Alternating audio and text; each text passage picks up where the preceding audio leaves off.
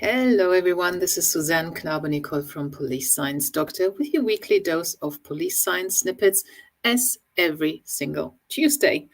These police science snippets are bits of research information that have been published in the fields of police psychology, investigative psychology, forensic psychology, police science, evidence-based policing, criminology, and all those related fields. I go through a lot of articles and try to find ones that have some kind of practical implication on for the practitioner.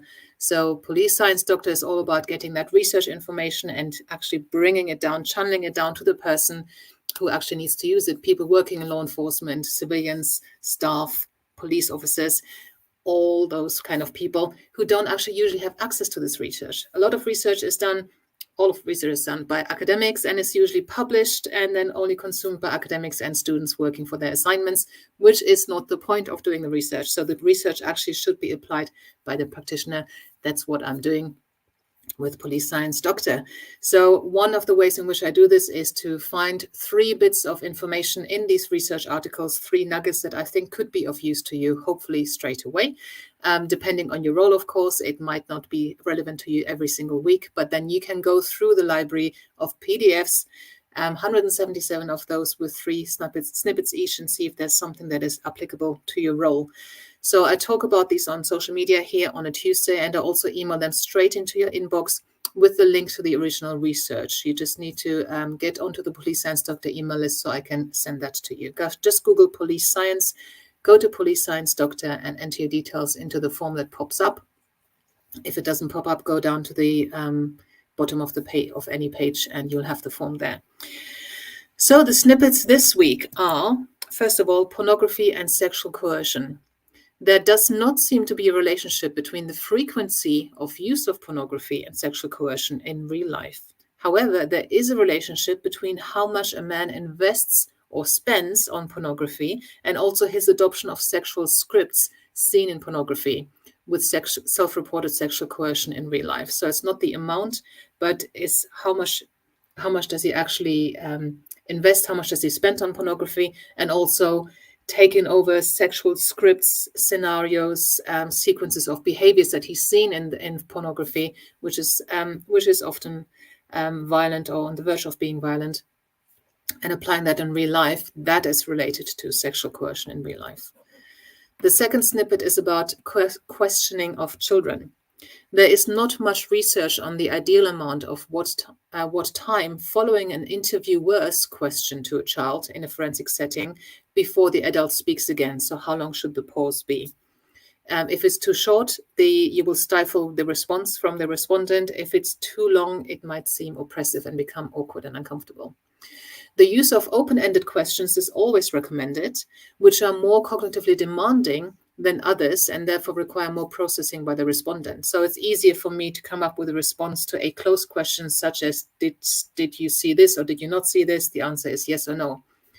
The answer, what did you see, takes more cognitive processing from me. It might therefore take me a few seconds to respond, obviously with children, and perhaps even more so. So natural wait time is short, but with training, extended wait time yields significant benefits for both child and adult talk. 10 seconds wait time appears to be more productive than shorter pauses. So this is about interviewing forensic children in a forensic context. And the last snippet for this week was about, we all have, all the police officers have body cameras now and they're here, but what do they actually capture now? So this research looked at the eye movements or the head movements of officers, and what did that camera capture when it was up here compared to the camera that was up here? And obviously, if an officer does that, they're going to capture a lot more than this camera here, which is actually hardly moving. So the positioning of body-worn cameras on the torso of the officer limits their ability to capture vital information. Body-worn cameras demonstrated limited perspective and missed critical incidents at least 33% of the time. In addition, there was considerably more head movement as officers scanned the environment and identified behavioral cues from threats and potential threats. In addition, the body-worn camera does not account for the officer's ability to recognize patterns of behavior by scanning the environment and generating plausible responses given the current circumstances.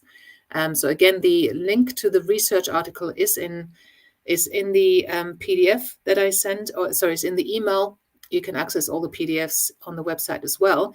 And the last two articles, the one about questioning children and how long to pause, and the one about the body-worn video or head-worn video, actually is open access research, which means you can click on the link and read the entire article.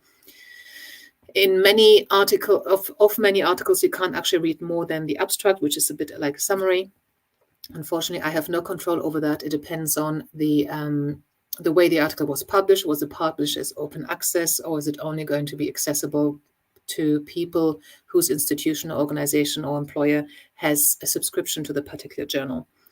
So that was it for this week. Hopefully there was something in there that was useful to you. If there wasn't, like I said, the library on the read page of the Police Science Doctor website, when you click on read, has all the previous snippets on there. There will be something quite likely relevant to your particular role. Obviously, I don't know what that is because you guys are scattered all over the world, which is great.